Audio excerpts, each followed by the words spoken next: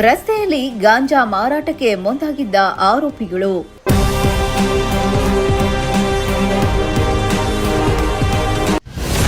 ಖಚಿತ ಮಾಹಿತಿ ಮೇರೆಗೆ ಪೊಲೀಸರ ದಾಳಿ, 3 ವಿರುದ್ಧ ಕೇಸ್.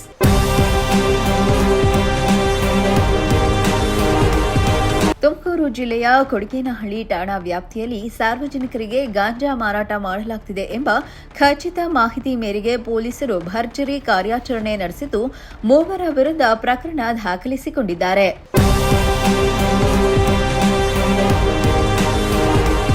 ಕೊಡಿಗೇನಹಳ್ಳಿ ಠಾಣೆಯ ಗುಪ್ತ ಮಾಹಿತಿ ಸಿಬ್ಬಂದಿ ನರಸಿಂಹಮೂರ್ತಿ ಅವರು ತೆರೆಯೂರು ಗ್ರಾಮದ ಕಡೆ ಗಸ್ತಿನಲ್ಲಿದ್ದ ವೇಳೆ ಕಸಿನಾಯಕನಹಳ್ಳಿ ಗೇಟ್ ಸಮೀಪದ ಮಧುಗಿರಿ ಹಿಂದೂಪುರ ರಸ್ತೆಯಲ್ಲಿ 3 ವ್ಯಕ್ತಿಗಳು ಗಾಂಜಾ ಇಟ್ಟುಕೊಂಡು ಸಾರ್ವಜನಿಕರಿಗೆ ಮಾರಾಟ ಮಾಡುತ್ತಿದ್ದಾರೆ ಎಂಬ ಮಾಹಿತಿ ಲಭ್ಯವಾಗಿದ್ದು, ಮಾಹಿತಿ ಆಧರಿಸಿ ಕೂಡಲೇ ಸ್ಥಳಕ್ಕೆ ತೆರಳಿದ ಪೊಲೀಸರು ಪರಿಶೀಲನೆ ನಡೆಸಿದಾಗ ಗಾಂಜಾ ಮಾರಾಟ ಮಾಡುತ್ತಿರುವುದು ಪತ್ತೆಯಾಗಿದ್ದು, ಜಿಲಾನ್, ಕಲ್ಯಾಣ್ ಕುಮಾರ್ ಹಾಗೂ ಚರಣ್ ಎಂಬ 3 ವಿರುದ್ಧ ಪ್ರಕರಣ ದಾಖಲಿಸಿಕೊಂಡು ಕಾನೂನು ಕ್ರಮಕ್ಕೆ ಮುಂದಾಗಿದ್ದಾರೆ.